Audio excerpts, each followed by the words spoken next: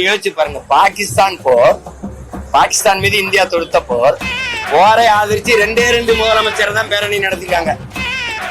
ஒன்னு டெல்லி முதலமைச்சர் பிஜேபி முதலமைச்சர், இன்னொன்னு தமிழ்நாட்டின் முதலமைச்சர் திராவிட மாடல் 2.0 முதலமைச்சர். 2 பேரும் தான் பேரணி நடத்திருக்காங்க கொடிய பிடிச்சு. ஆனா அவங்க எல்லாரும் சொல்றது மற்றவனை எல்லாம் பிஜேபி பிடிச்சிருங்க.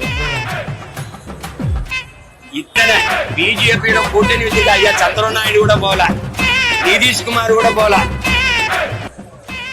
இப்ப இந்த போரை நியாயப்படுத்தி பேசுறதுக்கு உலக நாடுகளுக்கு போக ஒரு 7 பேர் கொண்ட குழு. அதுல பிஜேபி ஏடிஎம்கேயோட அதிமுகவோட கூட்டணி.